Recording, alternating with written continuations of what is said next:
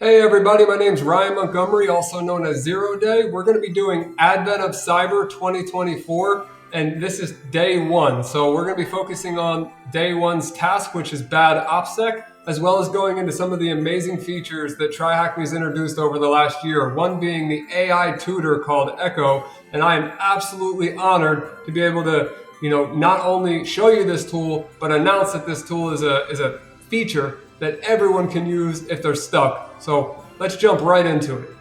Welcome to Advent of Cyber 2024. It starts December 1st. It's a 24-day event with over $100,000 in prizes, featuring 16 different industry experts, including myself, to guide you through each task every day. So all 24 days, you're going to have a video that walks you through the entire task.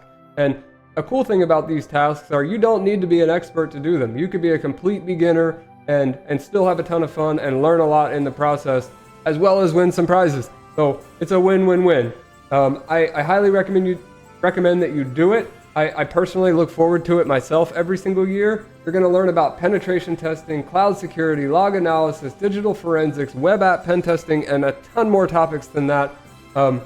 It's a great way to get yourself into this industry and just have fun in the process. These challenges, like I said, are not very long. They're short. And as TryHackMe says, they're bite-sized, so meaning small. And it's great. It's absolutely great. So here are some of the prizes you can win: DEF CON tickets plus accommodation, meaning like where you're going to stay when you're at DEF CON. VR headsets, Pac-Man arcade games, Infinity game boards, Sony headphones, standing desks, DEF CON tickets, without accommodation, but still amazing value. And all you have to do is keep coming back every single day and doing a task, and it's a ton of fun. So let's jump into the Advent of Cyber room, and then we'll get more into what comes next. Let's start by joining the Advent of Cyber 2024 room on TryHackMe, and we'll jump into the introduction task here, which says that diving into the wonderful world of cybersecurity by engaging in festive beginner-friendly exercises every day in the lead up to Christmas. Think of it kind of like an Advent calendar, but with exciting and festive security challenges instead of chocolate, which is better for your health anyway. This is the biggest and best prize draw yet, with over $100,000 in prizes, and I've never seen TryHackMe do anything this large. This is incredible, and I'm super excited for everybody that's going to win. I went through a lot of the prizes already, but I want to show them again. Here's some photos of them, but something that I didn't include is the 500 subscriptions for 1 month, the 300 3-month subscriptions, the 25 6-month subscriptions, 5 12-month subscriptions, 400 swag gift cards, which is shirts, hats, mugs, you name it. They're giving out a ton of things, and all you have to do is participate in a free challenge. So let me go through some of the general rules. Breaking any of these rules are going to eliminate you from the event completely. TryHackMe's infrastructure and their OpenVPN server are off limits to probing, scanning, or exploiting. Users are only authorized to hack machines deployed in the rooms that they have access to. Users are not to target or attack other users. Users should only enter the event once using one account. Don't try to game the system by using multiple accounts or creating bot accounts. There's no cheating, of any sort, or you will be disqualified. Answers to the questions are not to be shared unless shown on videos or streams, of course. And remember, we're hackers. We're going to know if you're cheating, or the TryHackMe staff, for better words, are going to know if you're cheating. So don't even try it. Just have fun and play fairly. How to qualify. So starting with day one, you can every single question that you answer, you're going to get a raffle ticket, and you can start on day 10, day 15, as long as you complete all of the tasks. You'll have just as many raffle tickets as somebody that started on the first day. That's something important to know, because you want to complete all 24 days of Advent of Cyber, because every single question that you answer is equivalent to one raffle ticket, which is one more chance for you to win a prize. As well as getting certificates and a badge. So if you're willing to put your full name into your profile, you'll get a badge at the end once you've completed it. It says your name, and it'll say that you've completed a 24-day cybersecurity challenge, which is a pretty cool thing to have for your resume or whatever else you want to use it for. And then on top of that, in your TryHackMe profile, you're going to have a badge that says you participated in the event. And then lastly, for this task, there's going to be videos every single day just like this, with other people in the InfoSec space or cybersecurity space with amazing creators. And there's a lot of them to name here, but they're absolutely going to blow your mind with their festive and awesome content. So let's jump into the second task. Starting task 2, joining the community. So following TryHackMe on LinkedIn. I'm going to talk about the Discord in a second. X, Instagram, Facebook, joining the Reddit, and TikTok. The coolest part to me personally is the Discord. So it's the heartbeat of the TryHackMe community, as they said. But for like TryHackMe's Discord is where I recommend people to go when somebody asks me the question that I get asked all the time: how do I get started in cybersecurity? So I always say to join TryHackMe as a whole, but as well join the TryHackMe Discord, because the people that are in there are incredible. They want to answer questions. They're nice, and anybody that has some sort of an attitude or not friendly, for other words, not friendly with the beginners, which unfortunately is the case in some communities out there. TryHackMe is not that way. I would not be where I'm at right now without the cybersecurity community in a whole helping me out, and TryHackMe has just been a great addition to that for me. You just can't be afraid to ask questions. And one thing to know is there'll be a specific channel dedicated to Advent of Cyber challenges, and you'll be able to ask your questions there, whether it be about fast tracking your career in cybersecurity, or it be about the event, the challenges, or anything on TryHackMe in whole. But so it doesn't specifically have to be about Advent of Cyber, but that is what the Discord's all about. It's a very heartwarming, nice community that I highly recommend that you join. You can also buy some swag, some gear from TryHackMe to represent your favorite cybersecurity training program. There's new special edition Advent of Cyber swag that'll be in the store. So you can follow these tasks. So you can click them, follow the pages, join the communities, and then there's one question here that says, is there a dedicated Advent of Cyber channel on TryHackMe Discord where users can discuss daily challenges and receive dedicated support? Yes or no? Well, we already answered that, so yes. You can complete the rest of these questions and make sure that you follow on all socials and join that Discord. Let's go on to task 3. Task 3, completing Advent of Cyber as an organization. So with TryHackMe for Business, you can get unlimited access to all of TryHackMe's content and features, excluding cloud content. Leverage competitive learning and collectively engage your team in Advent of Cyber tasks, measuring their progress. Create customized learning paths to dive into training topics based on Advent of Cyber and beyond.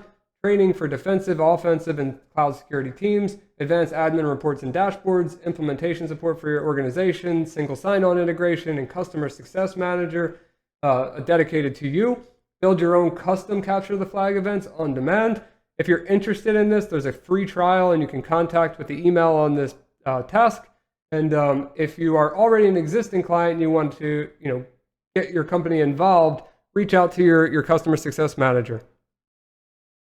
Task 4, so how to use TryHackMe. This is going to be a great reference for you to come back to if you get stuck or you forget how to use the platform. Every day the challenges are going to be released at 4 p.m. GMT, with the first one being released on the 1st of December. They're going to vary in difficulty, but they're always going to be aimed at beginners, so don't worry about that. I'm going to go further into how to use the attack box and a lot of what is talked about in this task. But just remember that this task is here. If you get stuck, you can reference my video or you can reference this task. But the attack box is something super important that you need to understand to do these challenges if you don't have a virtual machine, which you do not need for this event. But the attack box is a computer in your browser. So once you click that button and you watch the rest of my video, you'll see how that attack box is used to attack the target IP. It might sound a little bit intimidating right now, but this will make a ton of sense in a few minutes. Task 5, how the glitch stole SOCMIS. This is the storyline for Advent of Cyber, so I'm going to read it out for you. In the tech-savvy town of Wareville, SOCMIS, the annual celebration of cybersecurity was near. But lurking in the shadows was Glitch, misunderstood by all the wares in Wareville. Mayor Malware, charming but deceptive, was plotting to control Wareville by undermining its cybersecurity. Unbeknownst to the town, Glitch was silently fortifying the town's defenses against unseen cyber threats. McSkitty Software, the town's brilliant cybersecurity expert, noticed strange activity in the SOC systems. Meanwhile, Mayor Malware, sensing that his control was slipping, turned the town against Glitch, framing him as the cause of every cyber threat. Following the digital trail, McSkitty discovered the truth. Glitch was protecting Wareville, not sabotaging it. Realizing the truth about Mayor malware, McSkitty Software joined forces with Glitch to expose the Mayor's treachery. So the entire story is here. You guys can go back and read it. And you can press this question. Sounds serious? I'll be here to help the Glitch on December 1st. So let's help the Glitch, everybody. Task 6. Subscribe to TryHackMe with a 30% discount. So here's a coupon code that will give you 30% off. But this is crazy that TryHackMe is going to give away $100,000 plus in prizes. They're going to make an entire event free for you to do, as well as give you 30% off of your subscription. So using the code AOC2024, you'll get 30% off your TryHackMe subscription, and you're more than welcome to use it with family and friends as well, and it's valid until the 31st of December. Now I want to get into the AI tutor, so let's talk about Echo. So Echo is TryHackMe's AI tutor that's designed to help you learn faster and smarter. Echo is tracking your progress. It understands your strengths and your weaknesses, provides real-time support to keep you on track to learn more effectively, and it takes education to the next level by adapting to your unique needs, helping you grow and succeed faster, which is unbelievable. This is TryHackMe's first version of Echo, currently in early beta, and they've made it free for all Advent of Cyber users. So absolutely check this out. It's an amazing tool. It has all of these features, which we're going to go through throughout the challenge, but I'll show you a little bit here. So it gives you instantaneous help. It's trained on a plethora of knowledge. It knows all, it's ingested all of TryHackMe's content, which is more than most of you realize, especially if you're new here.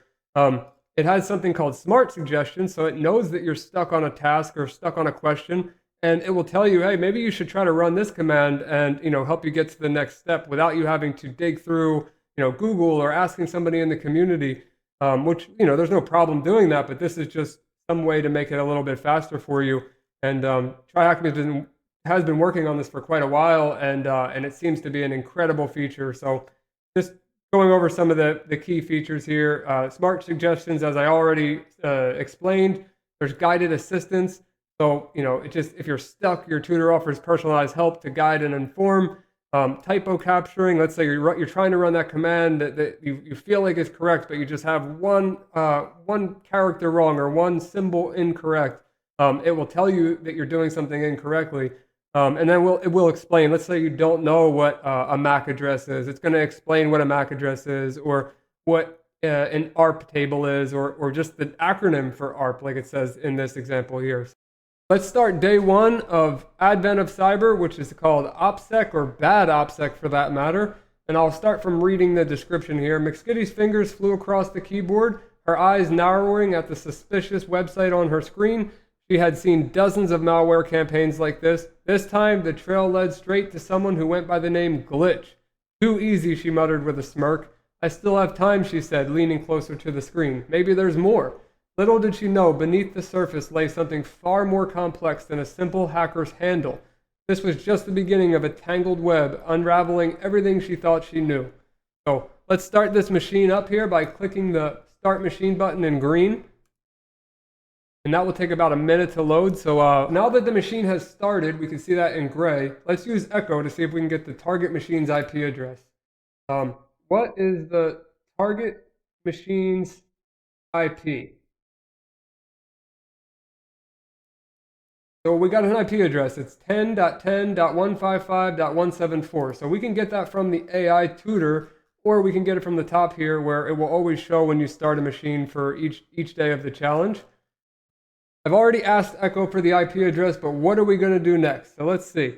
What should I do after starting the machine and getting the IP? After starting the machine and getting the IP address, you can access the website from the attack box or your browser if connected via OpenVPN, which we're not going to worry about OpenVPN in this task, but we are going to talk about the attack box. We're going to test the website for suspicious features and follow the task steps to analyze files and scripts as required. So how we're going to start this attack box is scroll to the top of the screen, and you're going to hit this Start Attack Box. It's going to split the screen in half. It's going to take a second here. Okay, now that we have the attack box loaded after a minute or two, we're able to see that it's loaded up a Linux virtual environment in our browser. So I'm going to hit the enter key to close this. And you can see we have a fully interactive machine built right into our browser. To simplify this and make it easier to work with, I always like hitting this button, view in full screen. So that's going to open up a brand new tab, which will connect again. It's going to be a full-size screen where you have the ability to copy and paste. Your browser may alert you and say, allow clipboard access. Just make sure you click allow. If you don't want to do that, you can also click this button, and you can use this bidirectionally from your computer to your browser, and you can copy and paste things back and forth. This is the first step to getting the attack box running. So we know we have an IP address from the challenge. We have an attack box IP, which in this case is not as important, but remember that it is up there. We're going to want to open the browser for now, and we're going to want to go to that IP address that we collected earlier. Now that the browser popped open, we can go to that IP address that we collected earlier, which was 10.10.155.174. We're going to wait for that page to load. And now we see the glitch all-in-one converter, and it's a pretty funny website going through it. Has some pretty funny stuff that you can read through that I won't ruin in the video. I don't want to spoil it, but a lot of this is hilarious.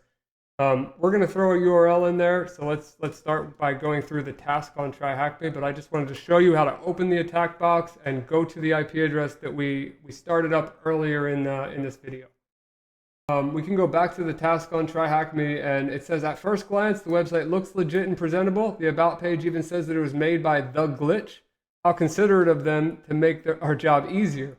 Scrolling down, you'll see the feature list, which promises to be secure and safe. From our experience, this isn't very likely. YouTube to MP3 converter sites. These websites have been around for a long time. They offer a convenient way to extract audio from YouTube videos, making them popular. However, historically, these websites have been observed to have significant risks, such as malvertising, which is sites that contain malicious ads that exploit vulnerabilities in a user's system. There's phishing scams, which could trick users into filling out fake surveys or providing credentials or many other things, and bundled malware, which you may download a program that looks like it does something, but it is binded with something malicious that will steal your credentials, install malware on your machine, or maybe even worse. So that's that can happen with any website, but YouTube to MP3 converter websites have a reputation for that type of thing. So for here, it's saying let's getting some tunes. Let's find out by pasting any YouTube link in a search form, and then we select either MP3 or MP4. We're going to use this URL here, which, if I can guess, going to be a Rickroll. Let's see. Yep, knew that was coming. So we're going to copy that URL, and we're going to go back to the other page, and we're going to paste it in here. So I included a comma. Make sure you copy the URL correctly, and then press convert. Now we have two options, like I said in the task, MP3 or MP4. So I'm going to go with MP3. It says it's processing through super secure channels. And now we have something that says download file super secured. It's flashing approved. Definitely legit, obviously. So we're downloading that file. We see it gets downloaded. So there's two ways we can get to this. So we could do show all downloads. We could click the file directly, and it's going to open here inside of a zip, and we can extract it from here. Let's just throw it on the desktop for now. Extract, close. And then we're going to have two files now on the desktop. Let's open up the terminal. And then inside the terminal, let me make it a little bigger so you guys can see it. Oh, that's a little too big. And we see, and we're using the CD command, which is change directory. And then we're using this tilde, which is next to your 1 key on your keyboard, which tells the Linux operating system to go to your home folder. Which is in this case root, and we're going to root's desktop. So tilde/desktop, change directory. So now you see we're in the desktop. If I do ls, that lists the files that are in that directory. We see that there's a song.mp3 and a song that's misspelled, somg.mp3. So let's run the file command, which the file command just tells you which type of file it is based on the header of it. And in this case, it says it's an audio file, an MPEG, ADTS layer 3, V1, information showing you that this is actually an MP3 file. If I run this on the other file that also ends in .mp3, we see that this is a Microsoft Windows shortcut file and that it has command line arguments inside of it, which is a red flag. So how we can view this is we can view this two different ways. So we're going to use exif tool on song.mp3 first. We're going to see that when the song was created, when or if it was edited, all the different details about the song. But in this case, we see that the artist, which is what the task is asking us, Tyler Ramsey. Tyler is the artist of this song. So we did a few things already in this task. So we extracted the file as stated here. We ran the file command on song and we ran it on the misspelled version of song. Now we ran exif tool, which exif tool will show you the attributes of an image or of a file. It's the metadata. So as you saw previously, you were able to see all of the specific information about that file, including the artist, the time it was created, and in some cases, even with photos or videos, that there may be a location with GPS coordinates. Exif tool is very powerful for things like this. In this case, we're going to run exif tool on the malicious looking file called somg.mp3, and we're going to see the output. So let's run that now. So as you saw with exif tool, it'll give you information about a file. So we've already ran it on song.mp3. Now let's run it on the one that is misspelled, somg.mp3. And you see here, this is completely different. So we see that it appears to be an MP3 file, but it's actually running PowerShell, and it looks like it's running a command that, if I can make this big enough, it's running a command here to spawn PowerShell to download a file and execute it. So let's see what's happening here. This looks malicious to me. As you saw in the terminal, it looked a lot like this. And here, the EP bypass attack NOP flag disables PowerShell's usual restrictions, allowing scripts to run without interference from security settings or user profiles. The download file method pulls a file, in this case is.ps1, from a remote server, which you see here. We're going to check that file out in a second. And then it's going to download it and save it into this directory on the target machine. And then it also is executed with the IEX command, which happens here. And we're going to check out what this file does, which we can see the contents here, but we're going to do this as if it was a real scenario. Let's grab this URL here. We're going to right click it. We're going to we can click open link or copy link address. I'm going to copy it. I'm going to go back to Firefox. I'm going to paste that link. And now we see that there's a script here that's running. And what it looks like it's doing here is it is searching through the user profile for Bitcoin, Ethereum, Monero, and Dogecoin wallet files, which access to those files in certain cases can give someone the ability to steal all of your cryptocurrency. So you don't want this to run on your machine. And I'll explain to you why this won't be a problem for you on Linux, but on Windows, this could be an absolute nightmare. Something that the glitch left behind, though, is created by the one and only m.m. So that is a breadcrumb or a fingerprint or an identifier that we're going to use to try to identify who the glitch is. So in the script, we saw that it was saying created by the one and only m.m. And we could use sites like VirusTotal or any.run, but in this case, we're going to use GitHub. We could also use Google, and we could search it just like so. We could wrap it in double quotes and search this term and hope that GitHub comes up. But in this case, they were nice enough to give us a URL that we could go to that brings us right to the page, so we don't have to sign into GitHub. So let's go do that now. We're going to paste that URL into our attack box.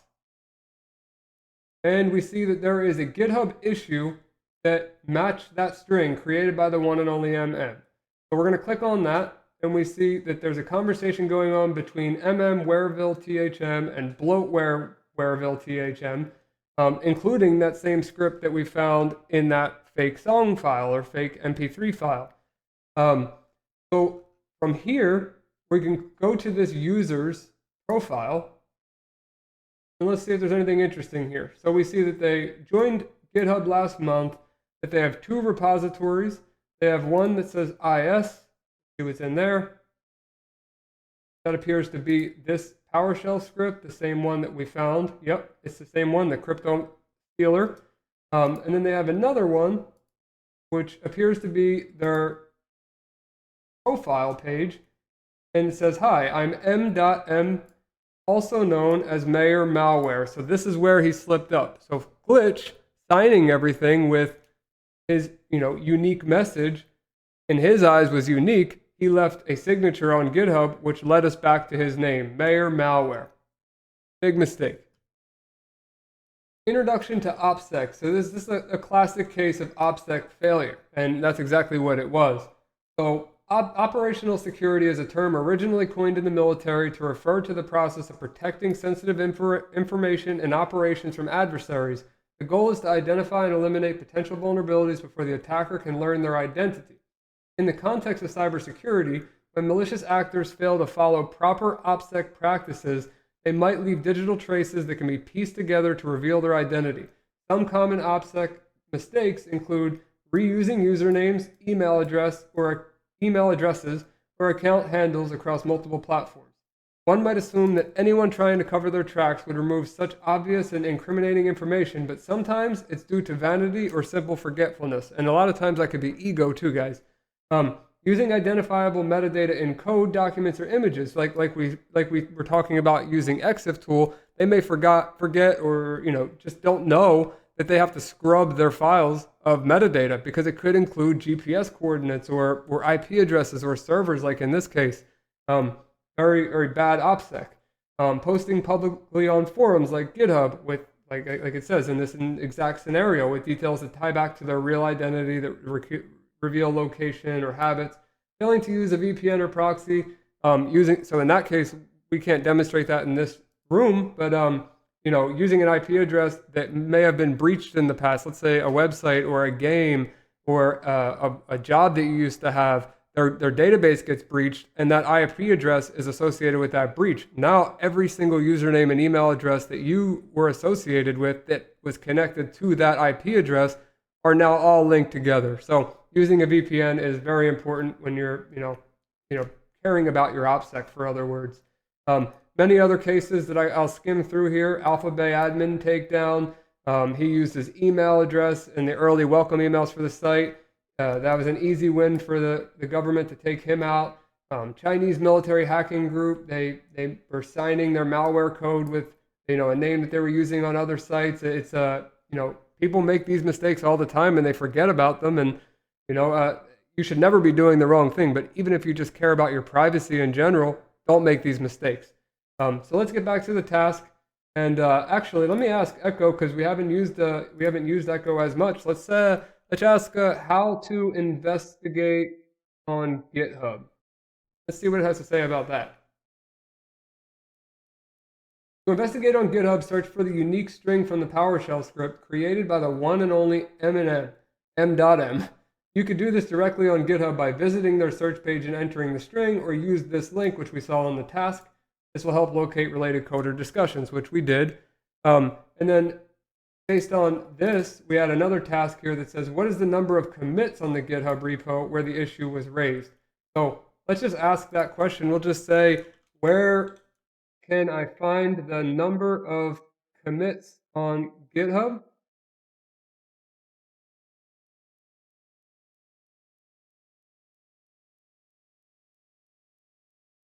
So we would navigate to the repository's main page. We'd see a section that displays a number of commits, which I'll show you in a second here.